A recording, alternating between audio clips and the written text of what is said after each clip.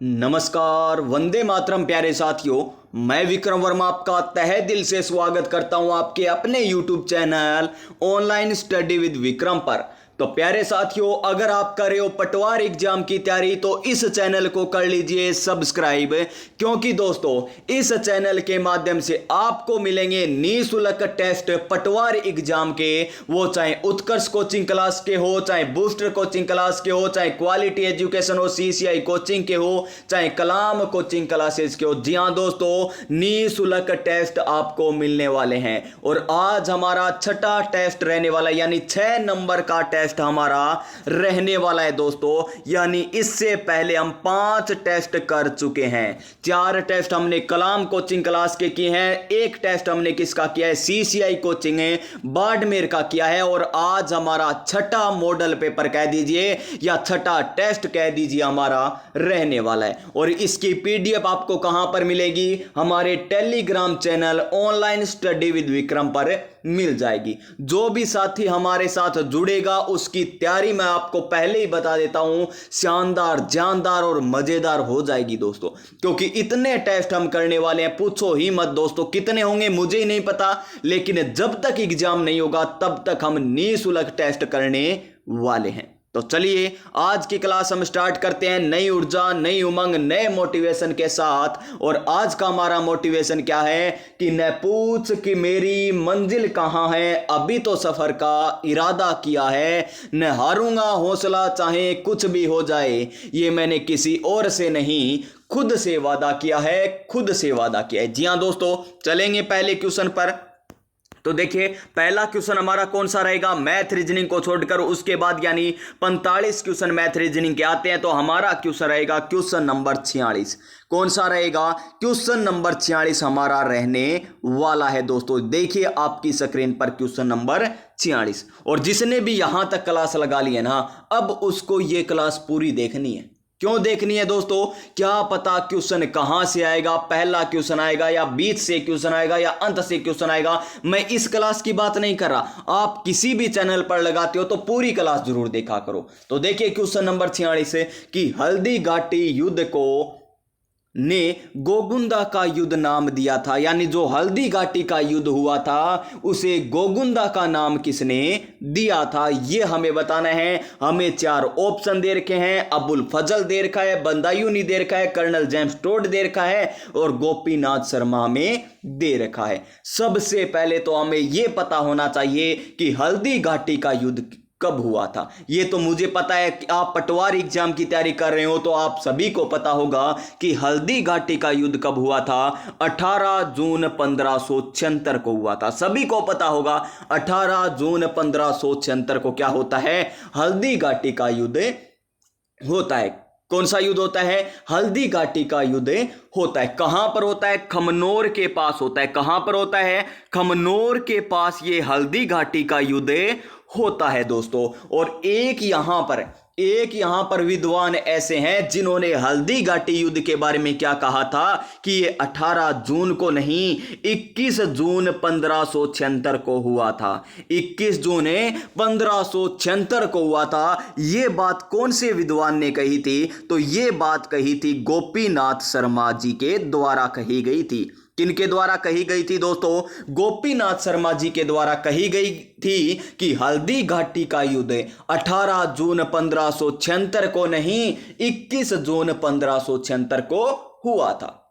यह बात भी आपको पता चल गई, ठीक है, कि किसने क्या कहा था। अब देखिए जो मुगल सेना है, जो हमारे यहां पर महाराणा प्रताप की सेना थी, महाराणा प्रताप की जो सेना थी हल्दी घाटी के युद्ध में, उसमें हरावल जो सेना है, हरावल सेना का नेतृत्व किसने किया था? हरावल का नेतृत्व किसने किया था? तो वो किया था हकीम खां सूरी ने। बहुत बार पूछा जाता है दोस्तों, किसने किया था? हकीम खां सूरी के द्वारा किया गया था। हकीम खां सूरी के द्वारा क्या किया गया था? महाराणा प्रताप की हरावल का नेतृत्व किया था। महाराणा प्रताप की जो सेना थी उसका हरावल का नेतृत्व किसने किया?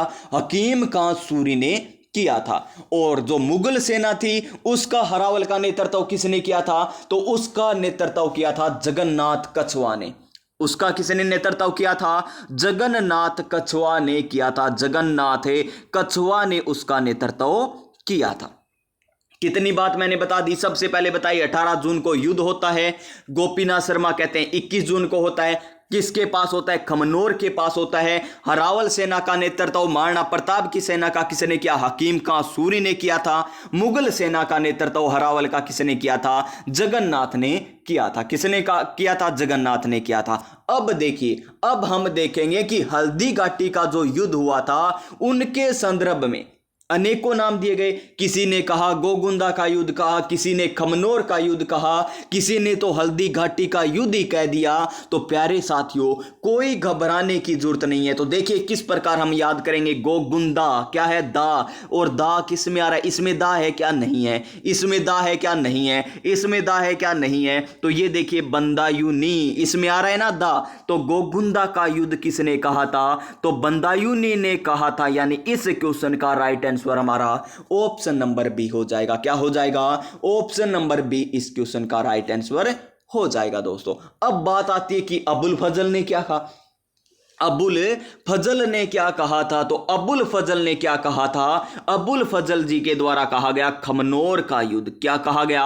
खमनोर का युद्ध कहा गया था। किसको कहा गया था? खमनोर का युद्ध। हल्दी घाटी के युद्ध को कहा गया था। किसने कहा था?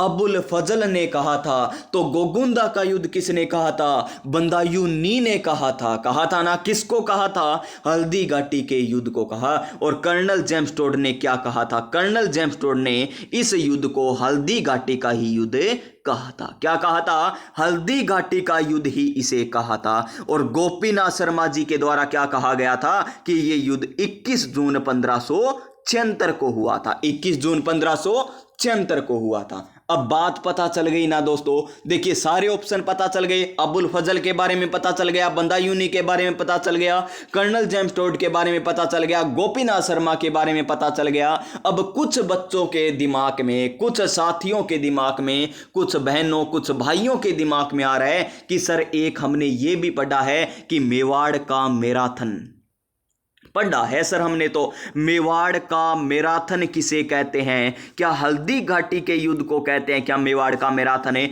नहीं दोस्तों, हल्दी घाटी के युद्ध को मेवाड़ का मैराथन नहीं कहते। तो किसको कहते हैं? दिवेर के युद्ध को कहते हैं। किसे कहते हैं? दिवेर के युद्ध को कहते हैं। क्या कहते हैं? दिवेर के युद्ध को, दिवेर के युद्ध को कहते हैं मेवाड़ का मैराथन। क्या कहते हैं? मेवाड़ का मैराथन कहा जाता है।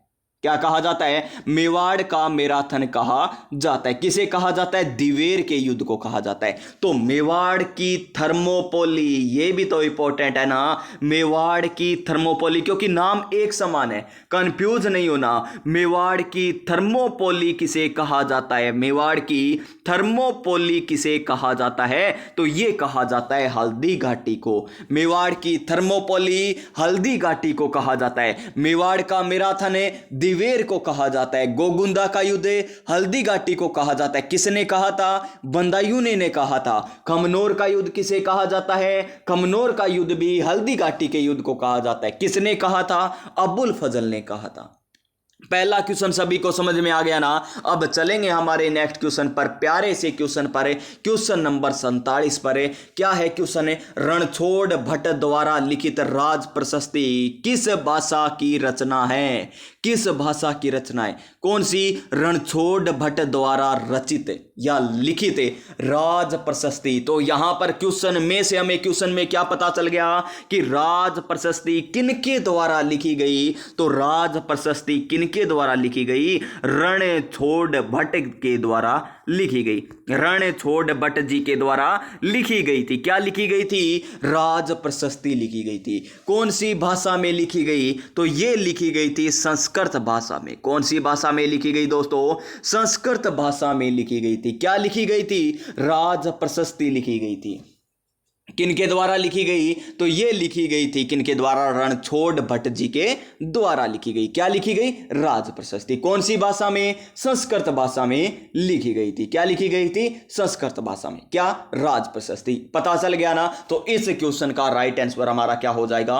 ऑप्शन नंबर सी हो जाएगा। क्या हो जाएगा? ऑप्शन नंबर सी हमारा राइट आंसर हो जाएगा। नेक्स्ट क्वेश्चन पर चलते हैं और नेक्स्ट क्वेश्चन बड़ा प्यारा सा क्वेश्चन है, शानदार सा क्वेश्चन है कि महाराणा प्रताप ने कितने वर्ष तक शासन किया था। महाराणा प्रताप ने कितने वर्ष तक शासन किया था ये हमें बताना है। 32 वर्ष तक, 25 वर्ष तक, 36 वर्ष तक या 21 वर्ष तक, या अनुत्तरित। या अनुत्तरित तो हमें करना ही नहीं है क्योंकि हम बहुत होशियार हैं, बहुत इंटेलिजेंट हैं, हमें तो सब क्वेश्चन आएंगे। अनुत्तरित नहीं करेंगे, एग्जाम में कर सकते हैं लेकिन मॉडल पेपर में नहीं करेंगे। तो देखिए इसका राइट आंसर क्या हो जाएगा, ऑप्शन नंबर बी हो जाएगा दोस्तों। क्या हो जाएगा, ऑप्शन नंबर बी।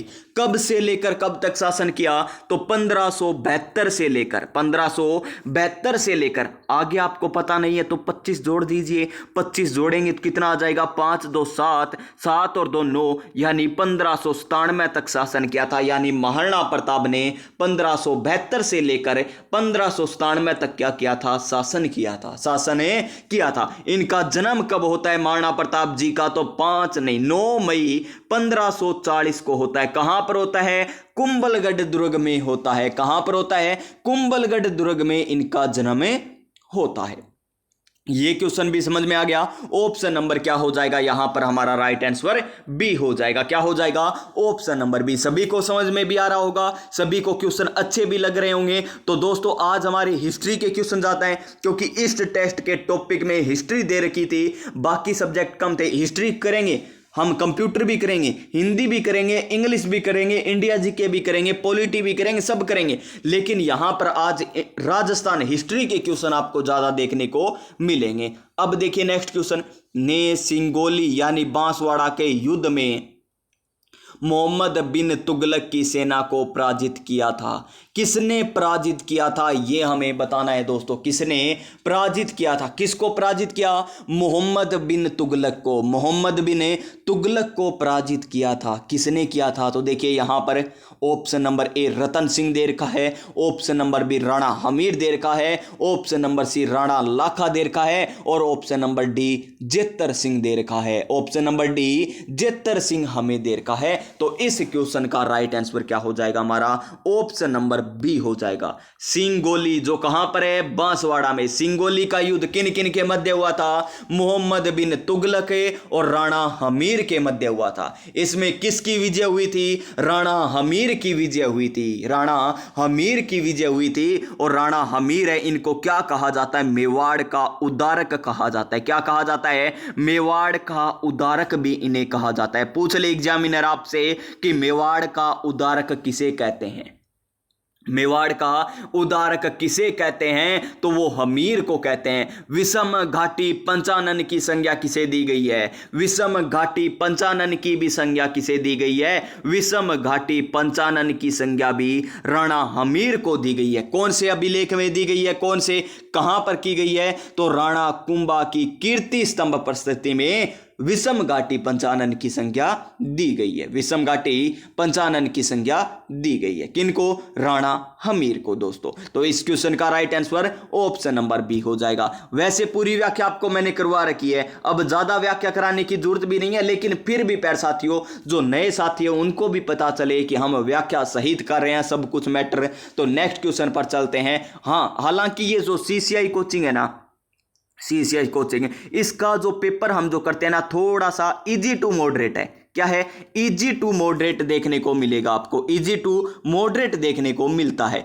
लेकिन जब हम कलाम के करते हैं और हम बूस्टर कोचिंग क्लास के करते हैं तो वो थोड़े से अच्छे लेवल के होते हैं, ज्यादा लेवल के हो जाते हैं। लेकिन लेवल आपका यही रहेगा जो अब मैं करा रहा हूं ना, सीसीआई वाला, यही आपका लेवल रहेगा। क्यों रहेगा, क्योंकि 2025 में आपने देखा होगा अधीनस्थ बोर्ड कक्षा 9 की पुस्तक से, कक्षा 10 की पुस्तक से हर एग्जाम में क्वेश्चन पूछ रहा है। वो चाहे ग्रेजुएशन लेवल का एग्जाम हो, चाहे 10+2 का एग्जाम हो, चाहे 10th लेवल का एग्जाम हो, चाहे पशु परीक्षर का एग्जाम हुआ हो, चाहे जेल प्रेरी का एग्जाम हुआ हो, चाहे जयन का एग्जाम हुआ हो, 9th और 10th की पुस्तक ने उसे आधार माना है। किसने, अधीनस्थ बोर्ड ने। और ये जो सभी पेपर है ना सीसीआई कोचिंग के, सभी paper 10th 9th NCERT book, RBSE book पर आधारित ही पेपर बनाता है। अब देखिए क्वेश्चन नंबर 50, कौन सा ग्रंथ मूल रूप से कुंभा द्वारा लिखित है।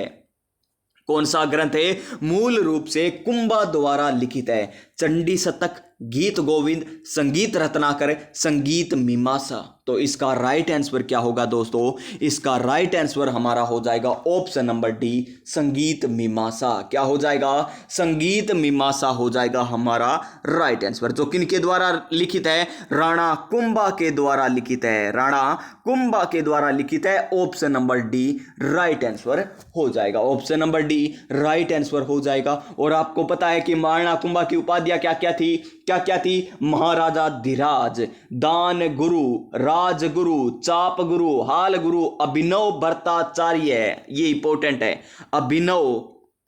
अभिनव भट्टाचार्य, अभिनव भट्टाचार्य, ये भी इनकी उपाधि थी। किनकी उपाधि थी ये महाराणा कुंभा की उपाधि थी। हिंदू सुल्तान, हिंदू सुल्तान, हिंदू सुल्तान, हिंदू सुल्तान भी इनकी उपाधि थी, हिंदू सुल्तान भी इनकी उपाधि थी। प्यारे विद्यार्थियों, किनकी उपाधि थी? हिंदू सुल्तान भी, हिंदू सुल्तान, हिंदू सुल्तान, सुल्तानों नहीं, हिंदू सुल्तान, महाराणा कुंभा की उपाधि थी, महाराणा कुंभा की उपाधि थी। ठीक है ना? अब चलेंगे हमारे नेक्स्ट क्वेश्चन पर। यह क्वेश्चन आपको पता चल गया कि संगीत मीमांसा राणा कुंभा द्वारा लिखा गया है। Next question, question number 51। क्या है 51 नंबर क्वेश्चन? संगीत प्रेम के कारण महाराणा कुंभा को कौन सी उपाधि दी गई थी? यानी संगीत से प्रेम किया करते थे, संगीत से प्रेम किया करते थे। कौन किया करते थे? महाराणा कुंभा किया करते थे। इसी कारण उनको एक उपाधि दी गई थी। कौन सी उपाधि दी गई? क्या राणो रासो या अभिनव भट्टाचार्य या हिंदू सुल्तान या परम गुरु की उपाधि दी गई? तो दोस्तों वो उपाधि थी अभिनव भट्टाचार्य। कौन सी उपाधि थी? अभिनव भट्टाचार्य। किस कारण ये उपाधि मिली है इन्हें? संगीत प्रेम के कारण ये उपाधि मिली है। तो option number B right answer हो जाएगा, option number B right answer हमारा हो जाएगा। नेक्स्ट क्वेश्चन पर चलते हैं।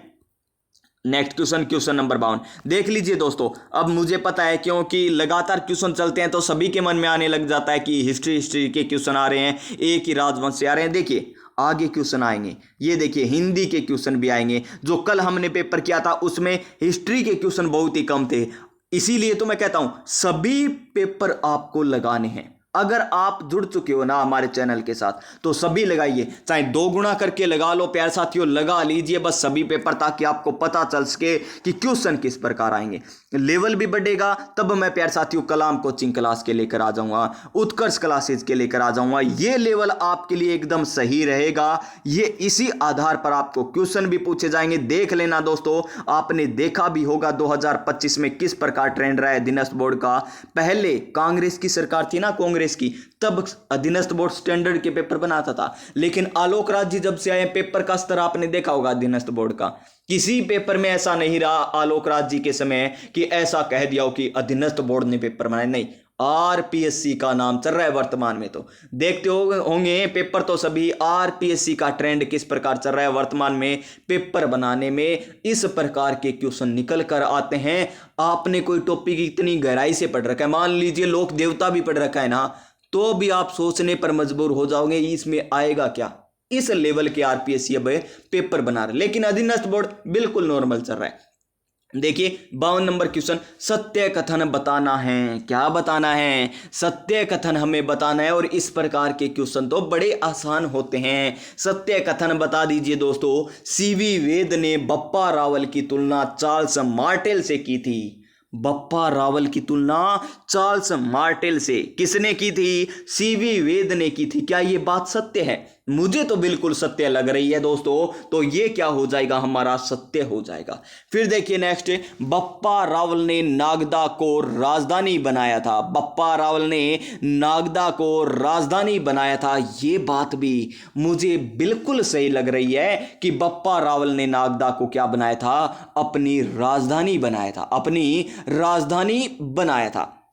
फिर देखिए, जेतर सिंह ने भूताला के युद्ध में इल्तुतमिश को पराजित किया था। इल्तुतमिश को पराजित किया था। और भूताला का युद्ध कब होता है? 1227 में होता है, 1227 में होता है। और इसका वर्णन हमें कहां पर देखने को मिलता है दोस्तों? इसका वर्णन हमें किस में देखने को मिलता है? हमीर मद मर्दन में, हमीर मद मर्दन में हमें देखने को मिलता है, जिसकी रचना किसके द्वारा की गई थी? जय सिंह सूरी के द्वारा की गई थी, जयसिंह सूरी के द्वारा की गई थी। और हमीर किसको कहा गया यहां पर? इल्तुतमिश को कहा गया। मद मर्दन यानी घमंड को तोड़ना, यानी इल्तुतमिश के घमंड को तोड़ा था। किसने तोड़ा था? जेतर सिंह ने तोड़ा था। जेतर सिंह ने तोड़ा था दोस्तों, जेतर सिंह ने तोड़ा था। और यहां पर बिल्कुल सही हो जाएगा भूताला का युद्ध, तो ये तो हो गया सही। फिर देखिए, चित्तौड़ के प्रथम साके का वर्णन अमीर खुसरो ने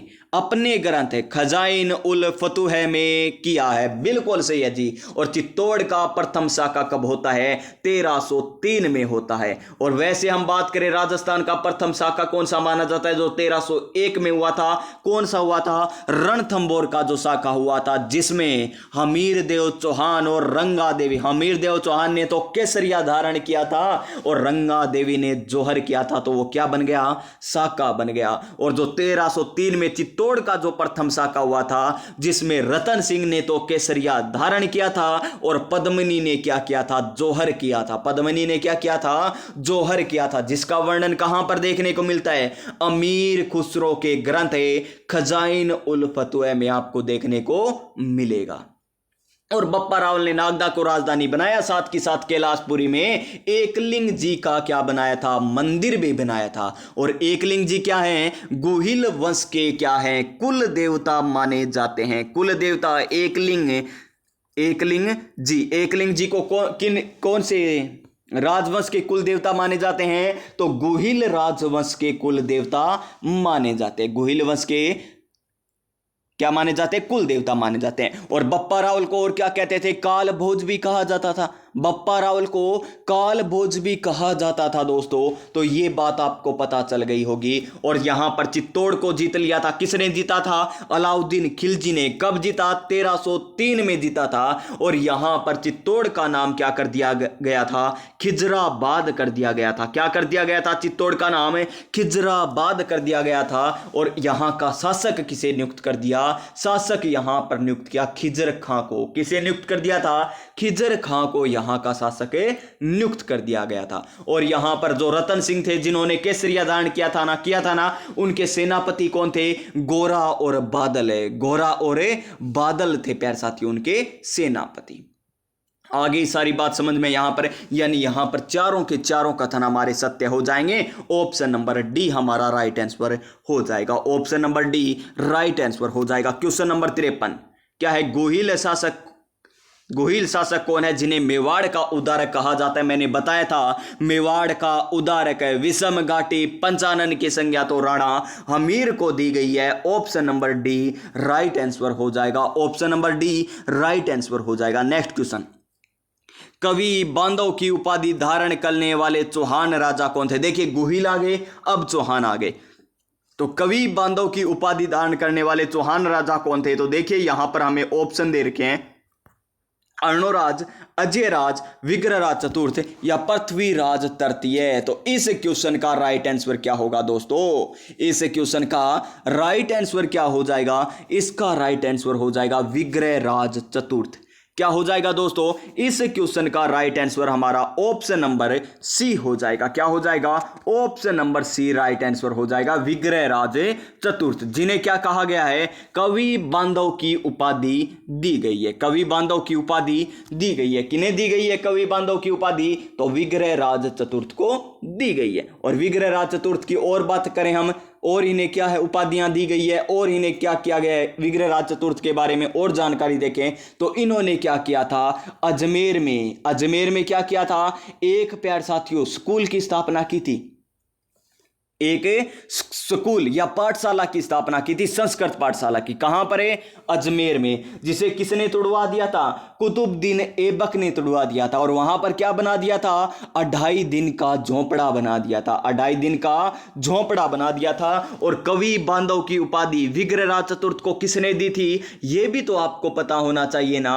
तो वो दी थी जयानक भट्ट ने। किसने दी थी? जयानक भट्ट के द्वारा दी गई थी कवि बांधव की उपाधि। कवि बांधव की उपाधि किसने दी थी? ये दी थी जयानक भट्ट ने। किसने दी थी? जयानक भट्ट ने दी थी। और विग्रहराज चतुर्थ ने और किसकी रचना की? हम बात करें हरिकेली नाटक की रचना भी, हरिकेली नाटक की रचना भी किनके द्वारा की गई थी? इन्हीं के द्वारा की गई थी। और ललित विग्रहराज की रचना किसने की थी? ललित विग्रहराज की रचना किसने की थी? ललित विग्रहराज की रचना किसने की थी? ललित विग्रह राज, ललित विग्रह राज की रचना की बात करें तो यह किसके द्वारा की गई थी? सोमदेव के द्वारा की गई थी, जो किनका दरबारी कवि था? विग्रह राज चतुर्थ का ही क्या था? दरबारी कवि था। फिर देखिए क्वेश्चन नंबर 55, पुष्कर में वराह मंदिर का निर्माण किसने करवाया था? पुष्कर में वराह मंदिर का निर्माण किसने करवाया था दोस्तों? अजयराज ने, अरुणोराज ने, विग्रहराज चतुर्थ ने, या फिर पृथ्वीराज तृतीय ने? तो किसने करवाया था? ये करवाया था अरुणोराज ने। किसने करवाया? अरुणोराज ने वराह मंदिर का निर्माण करवाया था। कहां पर करवाया? तो पुष्कर अजमेर में करवाया था। कहां पर करवाया? पुष्कर अजमेर में करवाया था। और क्या किया था अरुणोराज ने? अरुणोराज ने आना सागर झील का भी निर्माण करवाया था। आना सागर झील का निर्माण भी किसने करवाया था? अरुणोराज ने करवाया था। और अरुणोराज ने और क्या किया था? तुर्कों और मालवा के शासकों को भी पराजित किया था दोस्तों। तुर्कों और मालवा के शासकों को भी पराजित किया था। अजयराज ने क्या किया था? अजयराज ने अजमेर नगर की स्थापना की थी। किसकी स्थापना की? अजमेर नगर की स्थापना की। किसने की? अजयराज ने। कब की थी दोस्तों? 1113 ईस्वी में क्या की थी? अजमेर नगर की स्थापना की थी। और इन्होंने क्या चलवाए थे? चांदी और तांबे के सिक्के भी चलाए थे, जिन्हें क्या कहते हैं? अजय प्रिय धर्म भी कहा जाता है। क्या कहा जाता है इनके सिक्कों को? अजय प्रिय धर्म भी कहा जाता है। धर्म भी कहा जाता है, अजय प्रिय धर्म भी कहा जाता है इनके सिक्कों को। ये बात आपको पता चल गई। और अजयराज कौन से संप्रदाय से संबंधित थे? सेओ संप्रदाय से संबंधित थे। सेओ संप्रदाय से भी संबंधित माने जाते हैं। और इनके शासनकाल में और क्या हुआ था दोस्तों? और क्या हुआ था इनके शासनकाल में? आपको पता है क्या और कोई बात? बस इतनी बात बहुत है। अजयराज जी के बारे में, अरुणोराज जी के बारे में बता दिया, विग्रहराज चतुर्थ जी के बारे में बता दिया। तो नेक्स्ट क्वेश्चन पर चलें। उससे पहले हम थोड़ी सी बात किसकी ओर कर लेते हैं? पृथ्वीराज तृतीय की ओर कर लेते हैं। थोड़ी सी बात करेंगे, थोड़ी सी, ज्यादा नहीं करेंगे। पृथ्वीराज तृतीय के द्वारा 2 युद्ध प्रमुख लड़े गए थे। एक तो तराइन का पहला युद्ध, एक तराइन का दूसरा युद्ध। तराइन के पहले युद्ध में तो पृथ्वीराज तृतीय की विजय होती है और तराइन के दूसरे युद्ध में मोहम्मद गोरी की विजय होती है। दोनों युद्ध किनके बीच हुए थे? तराइन का प्रथम युद्ध और तराइन का दूसरा युद्ध पृथ्वीराज तृतीय और मोहम्मद घोरी के मध्य। पहले में कौन जीतते हैं? पृथ्वीराज तृतीय जीते हैं। दूसरी में कौन जीतते हैं? मोहम्मद घोरी जीतता है। और पहला युद्ध तो 1191 में हुआ और दूसरा युद्ध 1192 में हुआ था। 1192 में हुआ था। और इंपॉर्टेंट क्वेश्चन है पृथ्वीराज जी के बारे में, क्या है कि इन्होंने 1182 में किनको परास्त किया था? भंडानकों को पराजित किया था। किनको पराजित किया था? भंडानकों को क्या किया था? परास्त किया था। कब किया था? 1182 में किया था। 1182 में किया था दोस्तों, 1182 में किया। ये बात भी आपको याद होनी चाहिए। और पृथ्वीराज तृतीय के दरबारी कवि कौन कौन थे? पृथ्वीराज के दरबारी कवि कौन थे? आपको पता होगा, चंद्रबरदाई थे, जिन्होंने किसकी रचना की थी? पृथ्वीराज रासो की रचना की थी। जयानक भी था, जिन्होंने किसकी रचना की थी? जयानक ने पृथ्वीराज विजय की रचना की थी। देखिए पृथ्वीराज विजय है, एक क्या है? पृथ्वीराज रासो है। एक तो पृथ्वीराज विजय है और एक पृथ्वीराज रासो है। कंफ्यूज नहीं होना, विजय में क्या रहा है? जय आ रहा है। तो इसकी रचना किसने की थी? जयानक ने की थी। और रासो की रचना, रास किस में आएगा दोस्तों? रास तो चंद्र में आएगा, यानी दाई, चंद्र बरदाई, चंद्र बरदाई, चंद्र बरदाई, चंद्र बरदाई, चंद्र बरदाई, चंद्र बरदाई के द्वारा इसकी रचना की गई थी। बात पता चल गई। नेक्स्ट क्वेश्चन, क्वेश्चन नंबर 56, क्या है? गोइलों की उत्पत्ति ने ईरान के शासन नौशेखा से संबंधित मानी जाती है। गोइलों की उत्पत्ति ने ईरान के शासन, कौन है वो? जिन्होंने ईरान के जो शासक है ना, नौशेखा, उनसे संबंधित माना है गोहिलों को। ये हमें बताना है, क्या गौरी शंकर ओझा है, मेहनोत नैन्सी है, अबुल फजल है, या गोपीनाथ शर्मा है? तो देख रहे हो ना, पता चल रहा है आपको। देखिए गोपीनाथ शर्मा हो, गौरी शंकर हीराचंद ओझा, ये तो आपको लग रहे हैं ए तो नहीं आएंगे, ये तो नहीं आएंगे, नए मरणोत्तरैंड से आएगा अबुल फजल। देखिए नाम से पता चल रहा है, नाम से नो शेखा, अबुल फजल, ये शर्मा है, ये ओजा है, ये नेट से नाम से पता चल रहा है ना कि ईरान के नो शेखा से संबंधित किसने किया था, अबुल फजल ने किया था। ऑप्शन नंबर यहां पर क्या आ जाएगा हमारा, राइट आंसर सी आ जाएगा। क्या आ जाएगा, ऑप्शन नंबर सी आ जाएगा। Next question, question number 57, Chauhan राजा क्या है, चौहान राजा जिसने इल्तुतमिश से संघर्ष किया और संघर्ष के दौरान दिल्ली में हत्या कर दी गई थी, कौन है वो, वालन है, प्रहलादन है, वीर नारायण है या कन्नड़ देव है जी। दोस्तों इसका राइट आंसर हमारा क्या हो जाएगा, वीर नारायण आ जाएगा। क्या आ जाएगा, वीर नारायण इस क्वेश्चन का राइट आंसर आ जाएगा।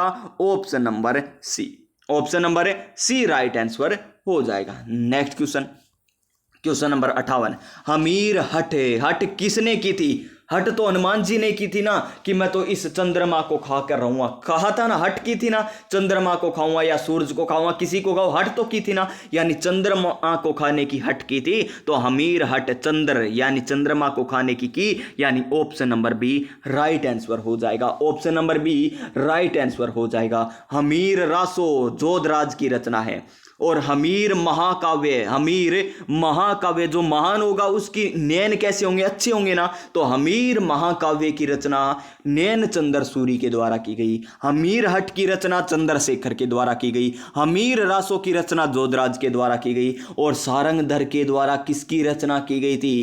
कमेंट करके बता दीजिए दोस्तों, कमेंट करके बता दीजिए कि सारंगधर के द्वारा किसकी रचना की गई थी। और हमीर हट जी के बारे में तो एक वो पंक्तियां भी है, सिंह सवन सतपुरुष वचन कदली फले इकबार, तीर या तेल हमीर हट चढ़े ना दूजी बार। जी हाँ दोस्तों, तीर या तेल हमीर हट चढ़े ना दूजी बार। जी हाँ, हट के लिए प्रसिद्ध थे हमीर। तो प्यारे साथियों यहां पर option number B right answer हो गया। क्वेश्चन नंबर 59 देखिए, जालोर के सोनगरा चौहान राजवंश के संस्थापक कौन थे, कौन थे दोस्तों, वीर नारायण, लक्ष्मण देव, कीर्तिपाल, लुम्बा। तो कौन थे, वो थे हमारे कौन, कीर्तिपाल। कौन हो जाएंगे, कीर्तिपाल हो जाएंगे। Option number C right answer हो जाएगा। Option number C right answer हो जाएगा। नेक्स्ट क्वेश्चन, क्वेश्चन नंबर 60 क्या है, क्वेश्चन नंबर 60, अलाउद्दीन खिलजी ने, अलाउद्दीन खिलजी ने सेनापति आइन उल मुल्क मुल्तानी के नेतृत्व में 1305 में आक्रमण किया था। कहां पर किया था, रणथंबोर में किया था, चित्तौड़ पर किया था, जालोर पर या सिवाना पर। तो रणथंबोर में तो 1301 में आक्रमण करता है अलाउद्दीन खिलजी, चित्तौड़ पर 1303 में आक्रमण करता है और जालोर पर आक्रमण कब करता है, जालोर पर आक्रमण करता है 1305 में और सिवाना पर कब करता है दोस्तों, 1308 में करता है ना, 1308 में ही करता होगा सिवाना पर।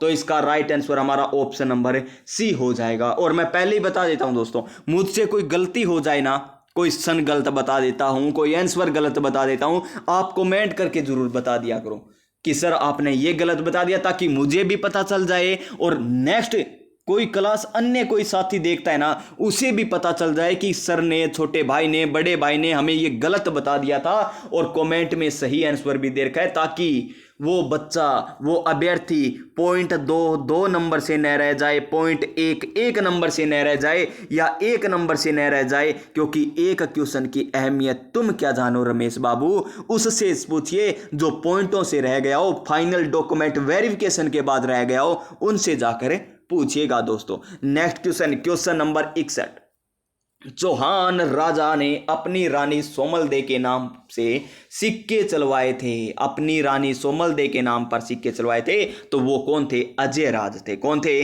अजय राज थे। आसान सा क्वेश्चन है, कक्षा 10 की पुस्तक में सभी क्वेश्चन दे रखे हैं जो अभी मैंने कराए हैं, और कक्षा 10 की पुस्तक मैंने आपको लाइन टू लाइन, जी हाँ दोस्तों, लाइन टू लाइन करवा रखी है, पहली 10वीं और 11वीं यूनिट को छोड़कर। 10वीं यूनिट हमारी आधी हो चुकी है और पहली 11वीं कंप्लीट ही बाकी अभी तक है, लेकिन दूसरी, तीसरी, चौथी, पहली, पांचवी, छठी, सातवीं, आठवीं, नौवीं यूनिट आपको करवा रखी है, प्ले लिस्ट बनी हुई है, जाकर क्लासेस देख भी सकते हैं आप, कोई दिक्कत नहीं होगी, अच्छी तैयारी हो जाएगी। प्रीवियस ईयर क्वेश्चन मैंने करवा रखे हैं राजस्थान भूगोल के, राजस्थान कला संस्कृति के, राजस्थान के इतिहास के, राजस्थान की पॉलिटी आपको कंप्लीट करवा रखी है हस्तलिखित नोट्स के माध्यम से। जी हां दोस्तों, हस्तलिखित नोट्स के माध्यम से राहुल चौधरी जी के जो नोट्स है ना, उत्कर्ष कोचिंग के जो नोट्स है, कलाम के कोचिंग के जो नोट्स है, सभी को मिलाकर नोट्स बना रखे हैं, उनकी आपको क्लास करवा रखी है। 14 या 15 क्लासों में कंप्लीट करवा रखी है राजस्थान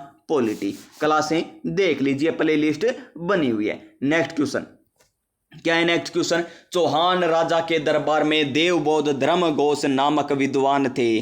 पृथ्वीराज तृतीय, अजयराज, अर्णोराज, विग्रहराज चतुर्थ। तो इसका राइट आंसर क्या हो जाएगा हमारा? इसका राइट आंसर हो जाएगा अर्णोराज के समय, अर्णोराज के शासन के या अर्णोराज के दरबार में देवबोध और कौन थे?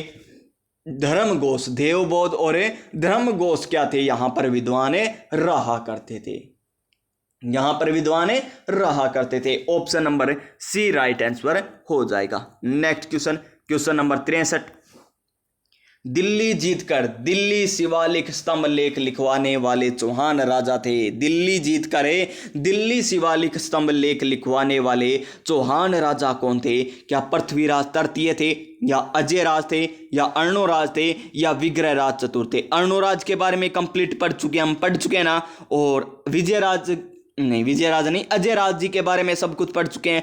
पृथ्वीराज तृतीय भी नहीं आएगा, तो इसका राइट आंसर आएगा हमारा ऑप्शन नंबर डी, विग्रहराज चतुर्थ, जिन्होंने क्या किया था? दिल्ली को जीतकर दिल्ली शिवालिक स्तंभ लेख लिखवाने का कार्य किया था। Option number D right answer हो जाएगा। नेक्स्ट क्वेश्चन, चौहानों की उत्पत्ति के संबंध में सही मत है, सही मत बताना है। गौरी शंकर हीराचंद ओझा जी तो क्या कहते हैं? ये सूर्यवंशीय थे। दशरथ शर्मा जी क्या कहते हैं? ये ब्राह्मण वंश से संबंधित थे। अंचलेश्वर मंदिर अभिलेख कहता है कि ये चंद्रवंशीय थे। तो इनमें कौन कौन सा सही है, कौन सा गलत है, ये हमें बताना है दोस्तों। तो इसमें क्या आपको दिखाई दे रहा है? कोई गलत दिखाई दे रहा है क्या? नहीं, मुझे तो सभी दिखाई सही दे रहे हैं। तो option number D right answer हो जाएगा। 1 2 3 बाबा थारी जय जयकार, कहते हैं ना 1 2 3 4 बाबा थारी जय जयकार। ऑप्शन नंबर डी हमारा राइट आंसर हो जाएगा। Option number D right answer हो जाएगा। गौरीशंकर हीराचंद ओझा ने तो सूर्यवंशीय कहा, दशरथ शर्मा ने ब्राह्मण वंश से संबंधित बताया, अंचलेश्वर मंदिर अभिलेख में आपको चंद्रवंशीय देखने को मिलेंगे चौहानों के बारे में। नेक्स्ट क्वेश्चन देखिए हमारा, ये देखिए आगे बस थोड़े ही क्वेश्चन बचे हैं, उसके बाद हिंदी स्टार्ट हो जाएगी, फिर इंग्लिश, फिर कंप्यूटर साइंस, सब कुछ आएंगे क्वेश्चन। हर्षनाथ मंदिर अभिलेख 973 किसके समय का है? हर्षनाथ मंदिर अभिलेख है वो किसके समय का हमें बताना है। तो ये किनके समय का है? विग्रहराज द्वितीय के समय का है। Option number C right answer हो जाएगा। Option number C right answer हो जाएगा। हर्षनाथ मंदिर अभिलेख 973 विग्रहराज द्वितीय के समय का है, विग्रहराज द्वितीय के समय का है। तो इसका right answer option number C हो जाएगा। और आपको एग्जामिनर किसी प्रकार पूछ सकता है विग्रहराज द्वितीय के समय कौन सा अभिलेख था? हर्षनाथ मंदिर अभिलेख खोजा गया था। तो option number C right answer आ जाएगा। क्वेश्चन नंबर 66, पृथ्वीराज विजय ग्रंथ के अनुसार चौहान राजा ने वेरीघट की उपाधि धारण की थी। कौन से शासक ने वेरीघट की उपाधि धारण की थी? किसके अनुसार? पृथ्वीराज विजय ग्रंथ के अनुसार। किसने रचना की? जय यानी जयानक। किसने रचना की? जयानक के द्वारा रचना की गई थी। तो किसने की थी वेरीघट की उपाधि धारण? अजयराज ने की थी क्या, या विग्रहराज चतुर्थ ने की थी क्या, या फिर प्यारे साथियों हमें आगे दे रखा है गोविंद तृतीय ने की, या अर्णोराज ने की थी? तो गोविंद तृतीय के द्वारा क्या की गई थी? गोविंद तृतीय के द्वारा वेरीघट की उपाधि धारण की गई थी। Option number C right answer आ जाएगा। क्वेश्चन नंबर 67, उदयपुर में मोती मगरी के महलों का निर्माण किसने करवाया था? और उदयपुर को क्या कहते हैं? उदयपुर को झीलों की नगरी, बिलों की नगरी कहते हैं, तालाबों की नगरी भीलवाड़ा को कहते हैं, झरनों की नगरी बांसवाड़ा को कहते हैं। यह भी आपको पता होना चाहिए। मोती मगरी के महलों का निर्माण राणा सांगा ने करवाया, या महाराणा उदय सिंह ने करवाया, या महाराणा प्रताप ने करवाया, या महाराणा जगत सिंह प्रथम जी के द्वारा करवाया गया था? तो इस क्वेश्चन का राइट आंसर हमारा महाराणा उदय सिंह आ जाएगा option number B right answer. Option number B right answer, यानी उदयपुर में मोती मगरी के महलों का निर्माण महाराणा उदय सिंह ने करवाया था। अब क्वेश्चन एग्जामिनर इसी प्रकार भी पूछ सकता है कि महाराणा उदय सिंह ने मोती मगरी के महलों का निर्माण कहां पर करवाया था? उदयपुर, बाड़मेर, जैसलमेर, जोधपुर, इस प्रकार क्वेश्चन आ सकते हैं ना। तो उदयपुर में करवाया था। Option number B right answer हो जाएगा। Next question, question number 68 Rajshekhar के ग्रंथों में शामिल है कर्पूर मंजरी, काव्य मीमांसा, बाल भारत, भुवन कोश। तो ये सभी हैं क्या दोस्तों? जी हाँ दोस्तों, सभी के सभी हैं। कर्पूर मंजरी भी राजशेखर का है, काव्य मीमांसा भी किसका है? राजशेखर का है। बाल भारत भी राजशेखर का है, भुवन कोश भी किसका है? राजशेखर का है, राजशेखर का है दोस्तों। तो इसका राइट आंसर कौन सा हो जाएगा? इसका राइट आंसर वही हो जाएगा जो क्या कहेगा? 1 2 3 4 बाबा थारी जय जयकार। जी हाँ दोस्तों, option number D right answer हो जाएगा। 1 2 3 4 बाबा जी थारी जय जयकार। और अब की बार सरकारी नौकरी हमारी है सरकार। नेक्स्ट क्वेश्चन, क्वेश्चन नंबर 69 लीजिए। 69 क्वेश्चन क्या है? निम्नलिखित में से कौन सा शासक गुज्जर प्रतिहार राजवंश से संबंधित नहीं है? नागभट्ट द्वितीय, महेंद्रपाल फर्स्ट, देवपाल या भर्तृहरि प्रथम। तो कौन सा नहीं है? तो इसका राइट आंसर हमारा ऑप्शन नंबर डी हो जाएगा। भर्तृहरि फर्स्ट हो जाएगा। Option number D right answer. Option number D right answer हो जाएगा जो गुज्जर प्रतिहार राजवंश से संबंधित नहीं है। गुर्जर प्रतिहार शासकों का क्रम हमें बताना है। क्या बताना है? गुर्जर प्रतिहार राजवंशों का हमें क्रम बताना है दोस्तों। क्या बताना है?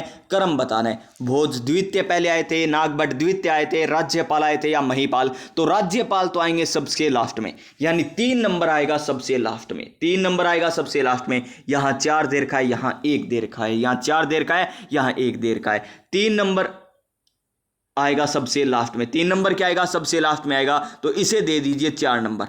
इसे क्या दे दीजिए? 4 नंबर दे दीजिए। ये आएगा 4 नंबर पर। अब देखिए ये 2 ऑप्शन तो कट गए क्योंकि 4 नंबर पे 3 3 ये 2 में ही है। उसके बाद देखिए यहां पर भी 4 है, यहां पर भी 4 है। क्वेश्चन करने का तरीका तो ये आएगा 3 नंबर पर। अब देखिए अगर कोई पहले कंफ्यूज हो रहा था इन 2 में ही, तो वो अब कंफ्यूज नहीं होगा क्योंकि हमें पता चल गया कि 3 नंबर लास्ट में आएगा और 4 नंबर 3 नंबर पे आएगा। ये पता चल गया। अब हमें बस 2 ही देखने हैं, भोज द्वितीय पहले आते हैं या नाग द्वितीय पहले आते हैं। भोज द्वितीय पहले आते हैं या नाग द्वितीय पहले आते हैं? तो पहले कौन आता है दोस्तों? पहले आते हैं नागभट्ट द्वितीय, उसके बाद आते हैं भोज द्वितीय, उसके बाद आते हैं महिपाल प्रथम और उसके बाद आते हैं राज्यपाल। तो इसका राइट आंसर हमारा क्या हो जाएगा?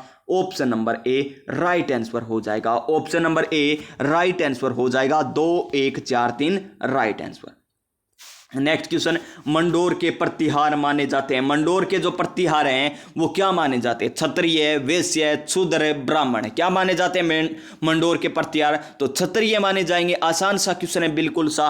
Option number A right answer हो जाएगा। Option number A right answer हो जाएगा। Question number next 72 number question, Gujjar Pratihar के किस शासक को परम भट्टा रखे परमेश्वर महाराजा धीराज की उपाधि दी गई थी? किनको दी गई थी ये गुज्जर प्रतिहार में? नागभट्ट प्रथम को, द्वितीय को या रामभद्र को या वत्सराज को? तो ये उपाधि दी गई थी नागभट्ट द्वितीय को। द्वितीय को महाराजा धीराज परम भट्टारक परमेश्वर की उपाधि दी गई थी। Option number C right answer हो जाएगा। Option number C right answer हो जाएगा। क्वेश्चन नंबर 73 क्या है? क्वेश्चन नंबर 73, त्रिपक्षीय संघर्ष में भाग नहीं लेने वाला प्रतिहार शासक कौन था? त्रिपक्षीय संघर्ष में भाग लेने वाला प्रतिहार शासक कौन नहीं था, ये हमें बताना है दोस्तों। Option number A Vatsraj, option number B Mahendrapal, option number C Nagabhata प्रथम, ऑप्शन नंबर डी मिहिरभोज। तो इसका राइट आंसर क्या हो जाएगा? ऑप्शन नंबर सी हो जाएगा। नागभट्ट प्रथम ने त्रिपक्षीय संघर्ष में भाग नहीं लिया था। Question number next 74 number question क्या है? गुज्जर प्रतिहार के किस शासक में राष्ट्रकूट गोविंद तृतीय से संबंधित भयभीत होकर आत्महत्या कर ली थी? कौन सा शासक था गुज्जर प्रतिहार का जिसने, राष्ट्रकूट शासक कौन है? गोविंद तृतीय से भयभीत होकर आत्महत्या कर ली थी। तो वो शासक कौन था? नागभट्ट द्वितीय था। कौन था? नागभट्ट द्वितीय था। ऑप्शन नंबर ए। और ऑप्शन नंबर ए हमें क्या कहता है? अब की बार सरकारी नौकरी हमारी है सरकार। क्वेश्चन नंबर 75 सुमिलित करना है। एग्जामिनर साहब ने जोड़ियां बनाकर नहीं भेजी, सीधी जोड़ियां दे दी और कह दिया अपनी अपनी जोड़ियों को चुनिए और अच्छे तरीके से ऐस कीजिए बस। तो राजधानी एक तरफ है, दूसरी तरफ संस्थापक हमें दे रखे हैं कि ये राजधानी किस शासक ने बनाई थी, ये हमें बताना है दोस्तों।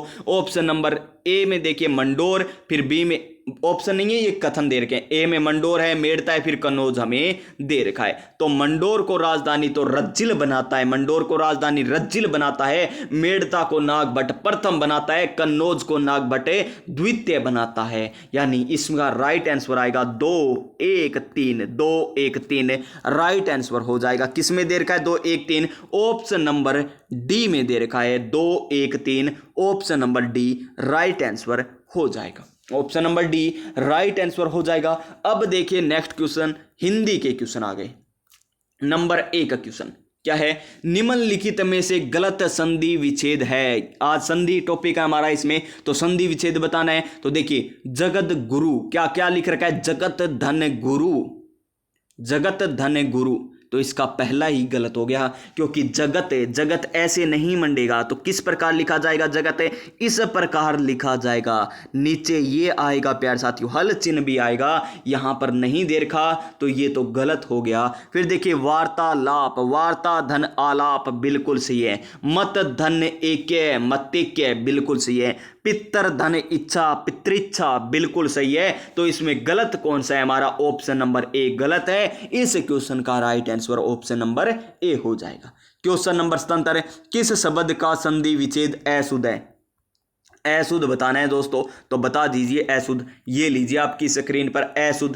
कदापि, कदा धन अपि दे रखा है। फिर जगत जननी, जगत धन जननी दे रखा है। चिता नहीं, चिदानंद, चित धन आनंद दे रखा है। वीरांगना, वीर धन अंगना हमें दे रखा है। हमरे अंगना, गाना सुना होगा, वीर धन अंगना। तो देखिए इसका सही संधि विच्छेद कौन कौन से हैं इसमें से? वीर धन अंगना, वीर धन अंगना बिल्कुल सही है जी। चित धन आनंद, चिदानंद बिल्कुल सही है जी। जगत जननी, जगत धन जननी गलत है। कदा धन अपि, कदापि बिल्कुल सही है। तो इस क्वेश्चन का राइट आंसर है ऑप्शन नंबर बी हो जाएगा। नेक्स्ट क्वेश्चन, अभिष्ट का सही संधि विच्छेद है। ये तो कितना ही आ गया होगा क्वेश्चन, एसआई के एग्जाम में आ गया है दोस्तों। ये क्वेश्चन है असिस्टेंट प्रोफेसर के एग्जाम में जो हिंदी पूछी जाती है उसमें ये क्वेश्चन आ चुका है। ये क्वेश्चन तो बहुत आ गया, फर्स्ट ग्रेड में क्वेश्चन आया हुआ है अभिष्ट वाला। पटवार ग्राम सेवक में भी आया होगा। अभिष्ट का बताना है, तो अभिधन इष्ट क्या हो जाएगा? अभिधन इष्ट इसका राइट आंसर हो जाएगा। पहला ही, हमें आगे बढ़ने की जरूरत ही नहीं है। Option number A right answer हो जाएगा। क्वेश्चन नंबर 79 निम्नलिखित में से किस विकल्प में सही संधि विच्छेद है? अन्वेषण, अनुधन ईषण, अनुधन ईषण गलत। क्या है? गलत है। फिर देखिए अति धन उत्तम, यहां पर तय में ध्यान से देखिए, तय को ध्यान पूर्वक देख लीजिए, एक एक शब्द को ध्यान पूर्वक देखना है। हिंदी के क्वेश्चन में तो एक एक को ध्यान में देना है। यह भी गलत हो गया। अनव्यय, अनुधन व्यय, अनुधन व्यय, व्यय, ये व्यय नहीं आएगा, गलत हो गया। फिर देखिए क्या देर का, फिर अंबुधन उर्मी, ऊ बड़ा है, अंबू ठीक है, ये छोटा है, ये बड़ा है, छोटा बड़ा मिलकर बड़ा बन जाएगा अंबुर्मी, बिल्कुल सही है दोस्तों। Option number D right answer हो जाएगा। क्वेश्चन नंबर 80 देखिए, उच्चिष्ट शब्द का सही संधि विच्छेद है। उच्चिष्ट शब्द का सही संधि विच्छेद बताना है, तो उत धन शिष्ट कौन सी संधि है? ये संधि है व्यंजन संधि। कौन सी संधि है? व्यंजन संधि। इसमें नीचे हल चिन्ह नहीं दे रखा तो गलत हो जाएगा। इसमें विसर्ग दे दिया तब गलत हो गया। इसमें दे दिया तब गलत हो गया। तो उत धन शिष्ट ऑप्शन नंबर बी उच्चिष्ट हो जाएगा राइट आंसर। नेक्स्ट क्वेश्चन क्या है? लोकेशना यानी लोक धन ऐसणा, लोक धन ऐसणा, लोक धन ऐसणा, लोक धन ऐसणा में कौन सी स्वर संधि है? तो दीर्घ है, वर्दी है, अयादी है या गुण है? बिल्कुल आसान दिखाई दे रहा होगा, वर्दी संधि, क्योंकि डबल मात्राएं आ रही है तो वर्दी संधि हो जाएगी। नेक्स्ट क्वेश्चन, क्वेश्चन नंबर 82 कि कौन सी सही संधि नहीं हुई है, सही संधि नहीं है। कवि धन ईश्वर, कवीश्वर, ठीक है, छोटी, ये छोटी है, ये बड़ी है तो बड़ी बन गया, ठीक है जी। समुंदर धन उर्मी, समुद्रमी, समुंदर धन उर्मी, समुद्रमी, ठीक है। मनु धन अंतर, मनवंतर।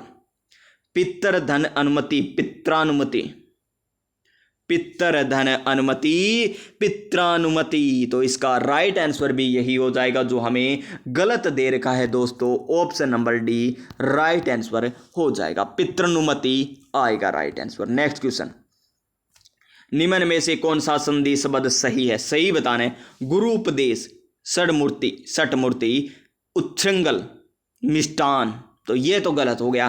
कौन सा गलत हो गया? 83 में हमारा ये उच्छृंगल गलत है, ग्रुपदेश भी गलत है, ये भी गलत है, तो option number D right answer हो जाएगा, ऑप्शन नंबर डी संधि शब्द सही, option number D right answer. विसर्ग संधि का उदाहरण बताना है। युधिष्ठिर, निष्ठुर, भयंकर, मनोयोग, तो भयंकर तो है नहीं, युधिष्ठिर भी नहीं है, निष्ठुर भी नहीं है, क्योंकि यहां पर सतुर, ये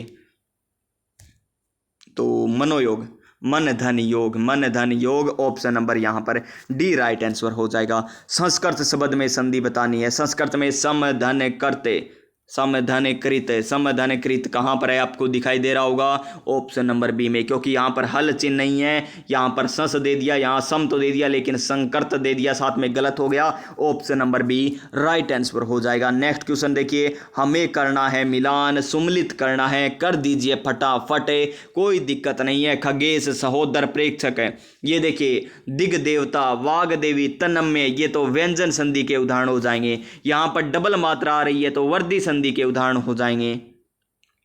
और देखिए प्योदर, सरोकार, पुरदा, तो ये किसके उदाहरण हो जाएंगे दोस्तों? देखिए यहां पर राइट आंसर हमारा हो जाएगा, इसमें आएगा गुण संधि, इसमें प्योदर, सर, धन, प्रोदा, ठीक है, इसका राइट आंसर हो जाएगा। पहले में क्या आया? 2 नंबर आया, पहले में प्योदर, पहले में 2 नंबर आया, पहले में 2। खगेश, सहोदर, प्रेक्षक, खगेश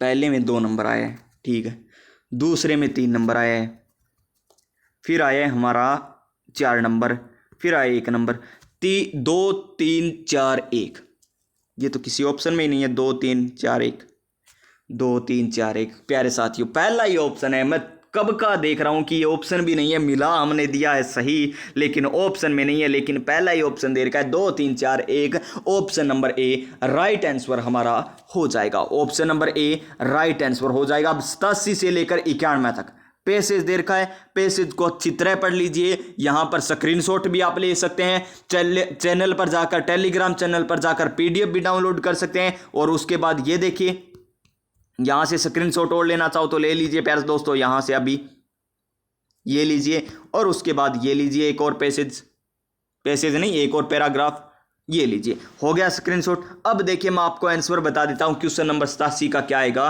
क्वेश्चन नंबर 87 हमें दे रखा है, which word use in the passage means a person who believes that people are motivated purely by self interested rather than acting for honourable और अनसेल्फिश रीजंस। यहां पर हमें आंसर बताना है कि क्या आएगा दोस्तों, तो इसका आंसर हमारा ऑप्शन नंबर बी आ जाएगा, ऑप्शन नंबर बी आ जाएगा। नेक्स्ट हमें बताना है सिनोनियम नहीं, एंटोनियम हमें बताना है, क्या बताना है? विलोम शब्द बताना है, किसका बताना है? सिविलाइज, इसका बताना है। तो क्या आ जाएगा यहां पर आंसर हमारा? ऑप्शन नंबर डी आ जाएगा राइट आंसर।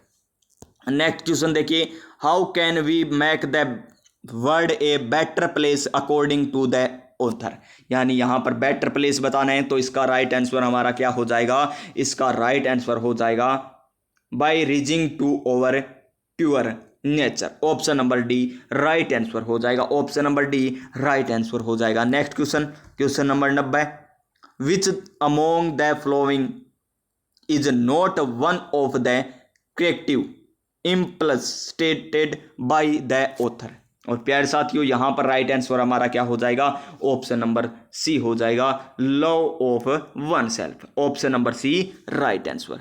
नेक्स्ट क्वेश्चन, यहाँ पर identify the option not supported by the author, ये हमें बताना है। तो देखिए इसका राइट आंसर क्या हो जाएगा 91 का, तो इसका भी राइट आंसर हमारा हो जाएगा we learn from history. Option number C right answer हो जाएगा। Next question, pick out the word opposite in meaning of antipathy. Antipathy का हमें क्या बताना है, अपोजिट यानी विलोम बताना है। तो डिसलाइक आएगा, अवॉइडेबल आएगा, या लाइकिंग आएगा, या अवर्जन आएगा। तो इसका राइट आंसर हमारा क्या हो जाएगा, option number C right answer हो जाएगा। Option number C right answer हो जाएगा। Next question, selected the correct pair of antonyms, यानी सही हमें बताना है कौन सा सही दे रखा है। तो देखिए इसमें सही हमें दे रखा है ऑप्शन नंबर डी में, ऑप्शन नंबर डी में बिल्कुल सही दे रखा है। ऑप्शन नंबर डी बिल्कुल सही दे रखा है। नेक्स्ट क्वेश्चन, देखिए दोस्तों मैं पहले ही आपको बता देता हूं, पहले मॉडल पेपर में बताया था, दूसरे में बताया, तीसरे में बताया, चौथे में बताया, इंग्लिश हमारी कमजोर है जी कमजोर, वीक है, कमजोर नहीं वीक कहेंगे, क्या कहेंगे, वीक कहेंगे, इंग्लिश हमारी वीक है। तो है दोस्तों, इसमें कोई दो राय नहीं। मैं आपको आंसर बता देता हूं, आप कर लीजिए इसका आंसर क्या होगा। इस प्रकार देख लीजिए, हमें क्या करना है, रिक्तस्थान की पूर्ति, और इंग्लिश में बात करें तो फिल इन द ब्लैंक, यानी रिक्तस्थान की पूर्ति कीजिए। In the even on an attack the country most be prepared from four there का है। यहां पर क्या आएगा, यहां पर क्या आएगा दोस्तों, यहां पर आएगा defence. Option number C right answer हो जाएगा। Option number C right answer हो जाएगा। नेक्स्ट क्वेश्चन, हमें क्या बताना है, अपोजिट मीनिंग बताना है। किसका बताना है, मॉडर्न का। मॉडर्न का क्या हो जाएगा, एशियंट हो जाएगा। क्या हो जाएगा, एंशियंट हो जाएगा। Option number C right answer हो जाएगा। Option number C right answer हो जाएगा। नेक्स्ट क्वेश्चन लीजिए आपकी स्क्रीन पर, choose the word that is opposite in meaning to the given word real, इसका बताना है। तो देखिए इसका राइट आंसर हमारा हो जाएगा रियल। इमेजिनरी, इमेज कर रहे हैं एक रियल, वास्तव में एक इमेज कर रहे हैं, इमेजिनरी राइट आंसर हो जाएगा। बिल्कुल सही है जी, आज तो मुझे भी थोड़ी थोड़ी इंग्लिश आ रही है दोस्तों। Option number C right answer हो जाएगा। Option number C right answer हो जाएगा। नेक्स्ट क्वेश्चन क्या है, सेलेक्ट द मोस्ट, यहां पर क्या दे रखा है, एंटोनियम बताना है। क्या बताना है, एंटोनियम बताने, किसका, अफेक्टिव का। नजर लग गई लगता है, नजर लग गई लगता है। अब तो क्या झाड़ा गलवाना ही पड़ेगा, मुझे लगता है इंग्लिश को ही नजर लग गई। मुझे आ रहे नहीं रहे, पहले क्वेश्चन आ रहे थे अब नहीं आ रहे हैं। अफेक्टिव कोट, ये भी नहीं आएगा तो क्या आएगा, देख के ही बताना पड़ेगा ये तो आंसर। तो देखते हैं दोस्तों, गलत नहीं बताऊंगा। यहां पर राइट आंसर दे रखा है ऑप्शन नंबर डी। लीजिए ये हुई हमारी इंग्लिश भी कंप्लीट। सबसे मुश्किल मुझे लगती है इंग्लिश लगती है दोस्तों, उसके बाद हिंदी लगती है, क्योंकि हिंदी में प्यारे साथियों संधि में कोई दिक्कत नहीं आती है, समास से उपसर्ग प्रत्यय कोई दिक्कत नहीं आती है, मुहावरे भी कर लेते हैं, लेकिन वो शब्द युगम आते हैं तब पर्यायवाची आते हैं। विलोम शब्द में दिक्कत नहीं आती है, शब्द युगम, वाक्य शुद्धि, शब्द शुद्धि, इनमें बड़ी दिक्कत आती है दोस्तों। और देखिए राजस्थान जीके में तो कोई दिक्कत ही नहीं है, अच्छे तरीके से करवा दिया। मैथ रीजनिंग भी करवा सकते हैं, लेकिन प्यारे साथियों मैथ रीजनिंग करवाने लग गए तो 3-3 घंटे 4-4 घंटे की क्लास होने लग जाएगी, वो अच्छी नहीं है। और मैथ रीजनिंग खुद निकाल कर देखिए, आप अपने आप निकालोगे तभी आपको समझ में आएगा।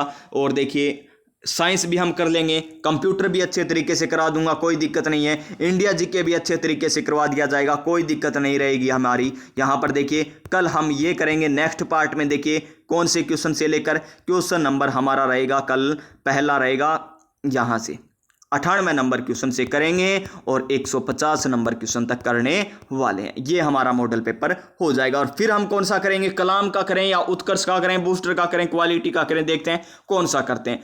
ये CCI वाले 2 हो जाएंगे ना, अब अलग ही लेकर आएंगे आपके लिए, कोई अलग अच्छे लेवल का लेकर आएंगे थोड़ा सा, क्योंकि ये मॉडरेट लेवल का, इजी टू मॉडरेट है। अब की बार जो भी आएगा ना वो मॉडरेट टू टफ लेवल का लेकर आऊंगा, ताकि आपको बीच बीच में पेपर ऐसा भी मिलता रहे कि आपकी तैयारी को आप पता लगे कि इस लेवल की है, इस लेवल की है। तो दोस्तों सभी स्वस्थ रहिए, मस्त रहिए, अपनी अपनी तैयारी में व्यस्त रहिए। मिलेंगे हम नेक्स्ट क्लास में। नई ऊर्जा, नई उमंग, नए मोटिवेशन के साथ। तब तक आपको क्या करना है, आपको करना है प्यारा सा कमेंट। जी हाँ दोस्तों, क्लास किस प्रकार लगी, आप क्लास पाना चाहते हैं क्या इस प्रकार की, और मॉडल पेपर करना चाहते हैं क्या इस प्रकार के, करना चाहते हैं तो कमेंट कीजिए दोस्तों। और जो क्वेश्चन आज मैंने पूछे आपसे उनके भी कमेंट करना कि क्या क्या क्वेश्चन पूछे थे, उसके आंसर क्या होंगे, और जो कमेंट करेगा उसे मैं रिप्लाई दे दूंगा दोस्तों। बस इतनी बात, छोटी बात है, कोई बड़ी बात तो नहीं है ना। कमेंट ही तो करना है, लाइक करना है, अपने दोस्तों के पास शेयर करना है, चैनल को सब्सक्राइब करना है बस। और पास में जो बेल आइकन है उसे दबाना है। अब कहोगे कि सर आपने तो बहुत काम दे दिया, लाइक भी करना है, कमेंट भी करना है, शेयर भी करना है, सब्सक्राइब करना है, और तो छोड़िए आपने तो कह दिया बेल आइकन को भी दबाना है। सर आपने तो सब कुछ कह दिया, तो दोस्तों कर भी सकते हो। मैंने आपको इतने क्वेश्चन करवाए तो आप इतना काम भी कर सकते हो। तो मिलेंगे नेक्स्ट क्लास में नई ऊर्जा, नई उमंग, नए मोटिवेशन के साथ। तो प्यार साथियों, तब तक जय हिंद, जय भारत।